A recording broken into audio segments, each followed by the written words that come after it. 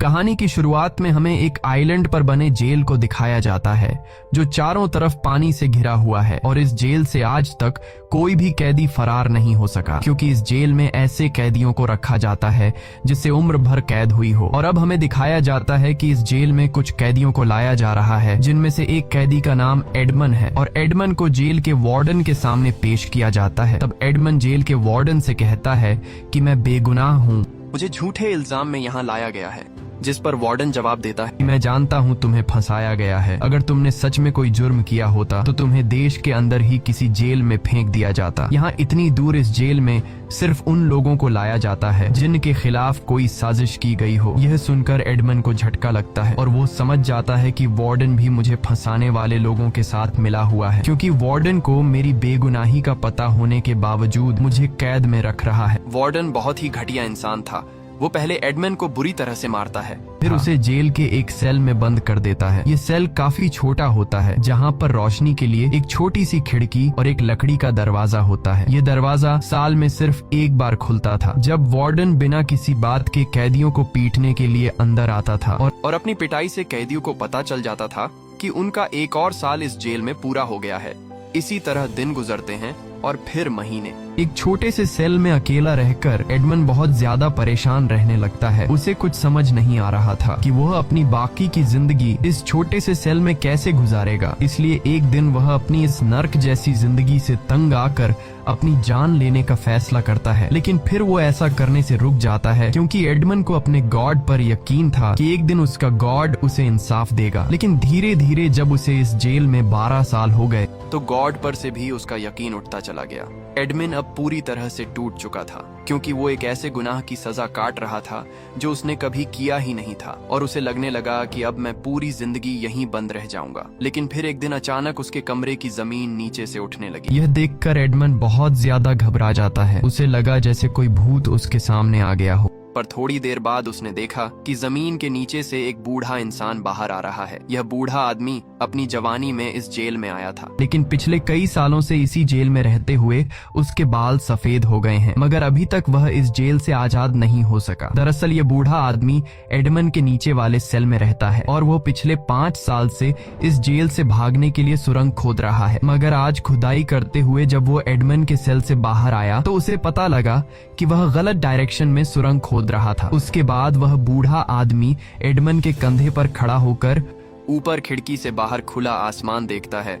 आसमान को देखकर वह बूढ़ा आदमी बहुत खुश हो जाता है और वो एडमन से कहता है कि आज पूरे 16 साल बाद मैंने आसमान देखा। उस बूढ़े आदमी के आने से एडमन को एक साथी मिल गया था जिससे अब वो बातें कर सकता था क्योंकि पिछले 12 सालों से इस छोटे से सेल में अकेले रहने की वजह से एडमन की दिमागी हालत खराब होने लगी थी। लेकिन अब एडमन को एक साथी मिल गया था। यहाँ वो बूढ़ा आदमी कहता है कि मैं पिछले 5 सालों से गलत डायरेक्शन में सुरंग खोद रहा था, लेकिन अब आसमान को देखने के बाद मुझे पता चल गया है कि सुरंग किस तरफ खोदना है। और वो बूढ़ा आदमी एडमन से कहता है कि तुमसे मिलने के बाद मेरा काम और भी आसान हो गया है क्योंकि अब हम 2 हो गए हैं और अगर हम दोनों मिलकर सुरंग को खोदेंगे तो हम बहुत जल्द ही यहाँ से निकल जाएंगे। यहाँ वो बूढ़ा आदमी एडमन से कहता है कि अगर तुम मेरे साथ सुरंग खोदने में मेरी मदद करोगे तो बदले में मैं तुम्हें साइंस, मैथमेटिक्स और पढ़ना लिखना सिखा दूंगा।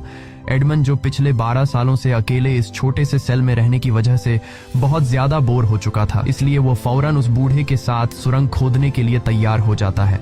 उसके बाद वो बूढ़ा आदमी जिस सुरंग से वो खुद आया था उसी सुरंग से एडमन को अपने सेल में ले जाता है। जैसे ही एडमन उस बूढ़े आदमी के कमरे में घुसता है तो वो वहाँ का नजारा देखकर हैरान रह जाता है। उस बूढ़े आदमी का कमरा काफी बड़ा था जहाँ उसके आराम के लिए कुर्सियां थीं और टाइम पास करने के लिए ढेर सारी किताबें भी थीं। इसके बाद यह दोनों खुदाई का काम शुरू करने ही वाले थे कि तभी उन्हें गार्ड के कदमों की आवाज सुनाई देती है, जिसे सुनकर एडमन जल्दी से अपने सेल में वापस आ जाता है और वो तुरंत टॉयलेट वेस्ट वाली बाल्टी दरवाजे के पास रख देता है क्योंकि गार्ड एडमन की वेस्ट वाली बाल्टी को ले जाने वाला था। इस जेल में कमरे का दरवाजा सिर्फ 2 बार ही खुलता है, एक बार कैदी का वेस्ट लेने और एक बार शाम का खाना देने के लिए। इसके अलावा पूरे दिन में उन दोनों के पास बहुत फ्री टाइम था, जिसमें यह दोनों आराम से सुरंग की खुदाई कर सकते थे। उसके बाद ये दोनों प्लान के मुताबिक खुदाई के काम पर लग जाते हैं और कई महीनों की मेहनत के बाद ये लोग काफी लंबी सुरंग बना लेते हैं। सुरंग से निकलने वाली मिट्टी ये दोनों टॉयलेट वेस्ट वाली बाल्टी में डालकर गार्ड को पकड़ा देते, जिसे गार्ड टॉयलेट वेस्ट के साथ बाहर फेंक देता।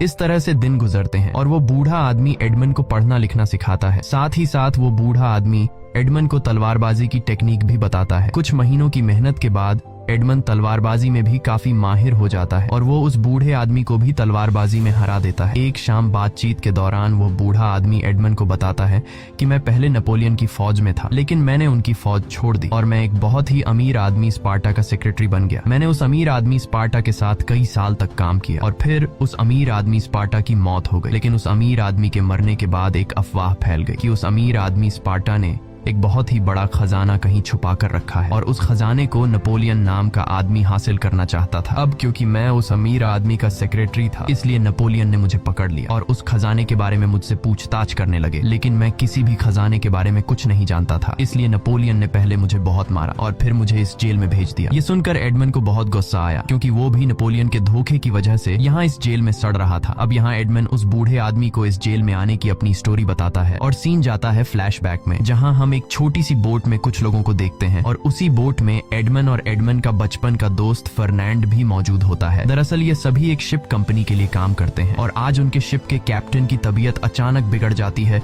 इसलिए एडमंड फैसला करता है कि हम एक बोट के जरिए करीबी आइलैंड पर जाकर शिप के कैप्टन का इलाज करेंगे। कुछ देर बाद ये लोग एक आइलैंड पर पहुंच जाते हैं, लेकिन आइलैंड पर कदम रखते ही उन्हें ब्रिटिश सैनिक पकड़ लेते हैं।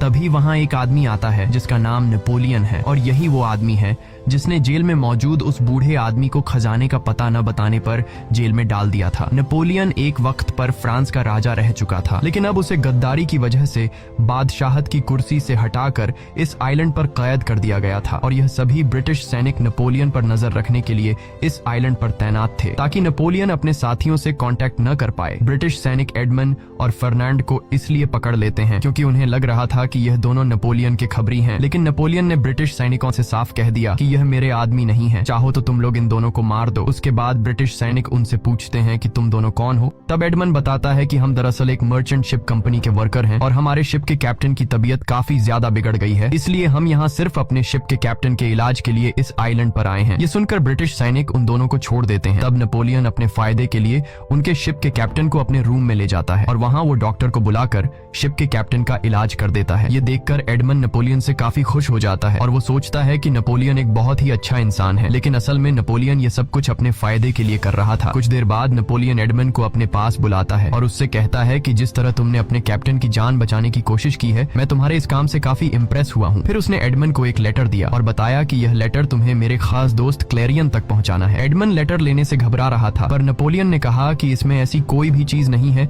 जिससे तुम पर मुसीबत आए। साथ ही नेपोलियन एडमंड से कहता है कि इस लेटर के बारे में तुम किसी को मत बताना। लेकिन जब नेपोलियन एडमंड को लेटर दे रहा था, तब एडमंड का दोस्त फर्नांड चुपके से यह सब देख रहा था। जब एडमंड वापस अपने कमरे में आया तो उसने फर्नांड को लेटर के बारे में कुछ भी नहीं बताया। रात को यह दोनों ढेर सारी बातें करते हैं और एडमंड फर्नांड का हर जगह उसका साथ देने के लिए शुक्रिया अदा करता है। तब फर्नांड एडमंड को शतरंज का एक राजा देकर कहता है, जरूरी नहीं कि मैं हमेशा तुम्हारा साथ दूं। अगली सुबह उन्हें खबर मिली कि उनके कैप्टन की जान नहीं बच पाई। ये सुनकर एडमंड को काफी अफसोस होता है और अब एडमंड और उसका दोस्त दोनों बोर्ड में अपने शिप के कैप्टन की लाश रखकर शहर आते हैं और सीधे उस शिप कंपनी में जाते हैं जहाँ पर यह लोग काम करते थे, जहाँ उनकी टीम का एक सीनियर साथी जिसका नाम रेड है, वो एडमंड की शिकायत करता है और शिप कंपनी के मालिक से कहता है कि एडमंड ने मेरी बात न मानते हुए कैप्टन को एक बोट के जरिए एक आइलैंड पर ले जाने का फैसला किया। तब कंपनी का मालिक एडमंड से पूछता है कि क्या यह सच है, जिस पर एडमंड हाँ में जवाब देता है और कहता है कि मैं कैप्टन को मरते हुए नहीं छोड़ सकता था, इसीलिए मैंने यह कदम उठाया। यह सुनकर कंपनी का मालिक एडमंड से काफी खुश हो जाता है और वो रेड से कहता है कि असल में तुम्हें ये कदम उठाना चाहिए था, क्योंकि तुम जहाज के सीनियर थे, लेकिन तुम जहाज के सीनियर होने के बावजूद भी अपनी जान बचा रहे थे। कंपनी का मालिक एडमंड की ईमानदारी और बहादुरी से खुश होकर एडमंड को जहाज का नया कैप्टन बना देता है, लेकिन वहाँ मौजूद रेड एडमंड के कैप्टन बनने से खुश नहीं था, क्योंकि कैप्टन की मौत के बाद अगला कैप्टन उसे बनना चाहिए था और रेड गुस्से में वहां से चला जाता है। जहाज का कैप्टन बनने की खुशी में एडमंड सीधे अपनी गर्लफ्रेंड मर्सिडीज के पास जाता है और उसे अपने कैप्टन बनने की बात बताकर शादी के लिए प्रपोज कर देता है। वहीं पर फर्नांड भी मौजूद होता है।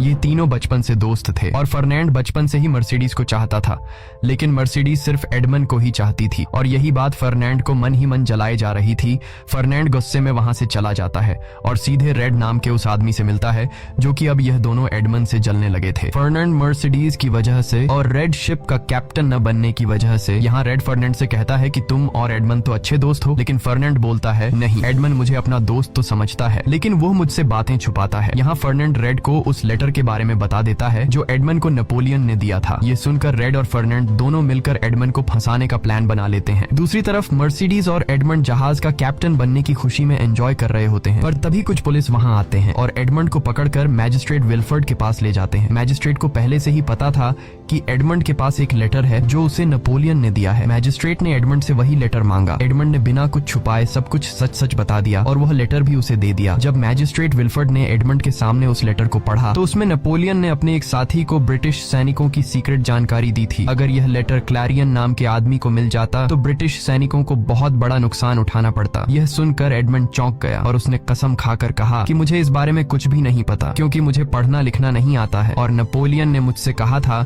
कि इस लेटर से तुम्हें कोई खतरा नहीं है। विल्फर्ड को एडमंड की बातों में सच्चाई नजर आती है, इसीलिए वो एडमंड को वापस घर जाने के लिए कह देता है। अब एडमंड जैसे ही दरवाजे तक पहुंचकर बाहर निकलने वाला होता है तभी विल्फर्ड एडमंड से पूछता है कि नेपोलियन ने तुम्हें यह लेटर किस नाम के आदमी को देने को कहा था, जिस पर एडमंड बताता है कि नेपोलियन ने मुझसे कहा था कि यह लेटर क्लैरियन नाम का आदमी तुमसे लेने आएगा। ये नाम सुनते ही मैजिस्ट्रेट विल्फर्ड चौंक जाता है और तुरंत उस लेटर को जला देता है। दरअसल क्लैरियन मजिस्ट्रेट विल्फ्रेड का पिता था जो नेपोलियन को सपोर्ट करता था। अगर गवर्नमेंट को पता चल जाता कि मजिस्ट्रेट का पिता नेपोलियन का साथी है तो मैजिस्ट्रेट की नौकरी चली जाती। इसके बाद वो एडमंड से पूछता है कि क्या तुमने इस लेटर के बारे में किसी को बताया है, जिस पर एडमंड जवाब देता है कि नहीं, मैंने इस बारे में किसी को कुछ नहीं बताया। ये सुनकर मैजिस्ट्रेट को सुकून मिलता है और फिर मैजिस्ट्रेट विल्फर्ड एडमंड से कहता है कि मेरी वजह से तुम्हें परेशानी हुई, इसीलिए मैजिस्ट्रेट अपने गार्ड से कहता है कि एडमंड को मेरी बगी से उसके घर तक छोड़ आओ। लेकिन जैसे ही एडमंड बगी में बैठता है अचानक बगी का दरवाजा बाहर से बंद कर दिया जाता है। ये देखकर एडमंड समझ जाता है कि उसे गिरफ्तार कर लिया गया है। वो किसी तरह वहां से भागकर सीधे अपने दोस्त फर्नांड के पास पहुंचता है और उसे नेपोलियन के लेटर की पूरी बात बता देता है, जिस पर फर्नांड जवाब देता है कि मुझे यह बात पहले से पता थी। नेपोलियन जब तुम्हें लेटर दे रहा था तब चुपके से मैंने तुम दोनों को देख लिया था और रात को जब तुम सो गए थे तब मैंने तुम्हारी पॉकेट से वो लेटर निकाल कर पढ़ लिया था। यहाँ फर्नांड एडमंड को यह भी बता देता है कि मैजिस्ट्रेट विल्फर्ड को तुम्हारी कंप्लेंट मैंने ही की थी। ये सुनकर एडमंड पूरी तरह से टूट जाता है क्योंकि वो फर्नांड को अपना जिगरी दोस्त मानता था, लेकिन फर्नांड ने उसे धोखा दिया। अब एडमंड यहाँ से भागना चाहता था क्योंकि उसे पता चल चुका था कि पुलिस यहाँ जल्दी पहुँचने वाली है, लेकिन उसी समय फर्नांड उसे तलवार की नोक पर रोक लेता है। एडमंड भागने की कोशिश करता है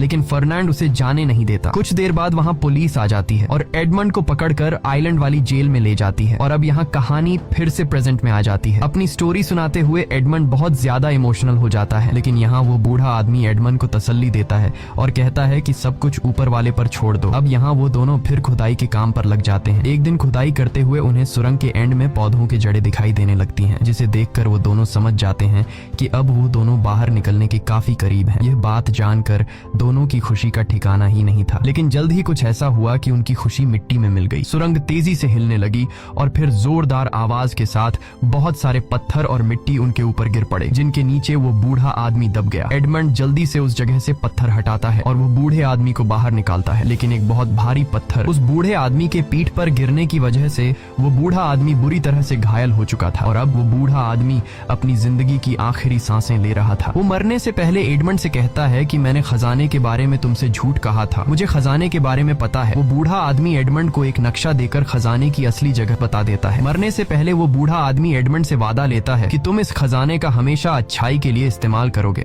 थोड़ी देर बाद ही वो बूढ़ा आदमी मर गया। उस बूढ़े आदमी के मौत से एडमंड काफी ज्यादा उदास हो गया क्योंकि अब एक बार फिर से एडमंड अकेला हो गया था। कुछ देर बाद उस बूढ़े आदमी के सेल के पास एक गार्ड खाना देने आया। वहाँ एडमंड भी मौजूद था। अब पकड़े जाने के डर से एडमंड जल्दी से दीवार के पीछे छुप गया। गार्ड ने दरवाजे के बाहर से आवाज लगाई पर अंदर से कोई जवाब नहीं मिला। जब वो गार्ड चेक करने अंदर आया तो उसने देखा कि वो बूढ़ा आदमी मर चुका है। ये देखकर वो अपने सीनियर को बुलाने के लिए चला गया। अब यहाँ एडमंड को वापस अपने सेल में जाने का मौका मिल गया और वो जल्दी जल्दी से अपने सेल में चला गया। कुछ देर बाद गार्ड अपने कुछ साथियों के साथ वापस आया और उसने वो बूढ़े आदमी की बॉडी को एक बैग में डाला। इसके बाद गार्ड्स वार्डन को बुलाने चले गए। जैसे ही गार्ड्स वहां से गए, एडमंड चुपचाप कमरे में घुसा और वो बूढ़े आदमी की लाश को देखने लगा। लाश को देखते हुए एडमंड के दिमाग में एक आइडिया आया। उसने सोचा कि इस जेल से तो वैसे भी नहीं निकला जा सकता, तो क्यों ना यहाँ से भागने की कोशिश की जाए। इसके बाद एडमंड जल्दी से वो बूढ़े आदमी की लाश को बैग से निकालकर खुद को उसकी जगह बंद कर देता है। कुछ देर बाद वार्डन अपने आदमियों के साथ लाश को वहां से ले जाने आया। दरअसल यहाँ मरने वाले कैदी की बॉडी को समंदर के पानी में फेंक दिया जाता है। इस दौरान एक गार्ड खाना लेकर एडमंड के सेल में गया, लेकिन जब बार बार दरवाजा खटखटाने के बावजूद भी एडमंड ने जवाब नहीं दिया, तो गार्ड गुस्से में एडमंड के सेल के अंदर चला गया। लेकिन वहां उसे एडमंड नहीं बल्कि वो बूढ़े आदमी की लाश मिली, जिसके बाद वो गार्ड दौड़ता हुआ वार्डन को बुलाने के लिए गया और दूर से वार्डन को चिल्लाने लगा।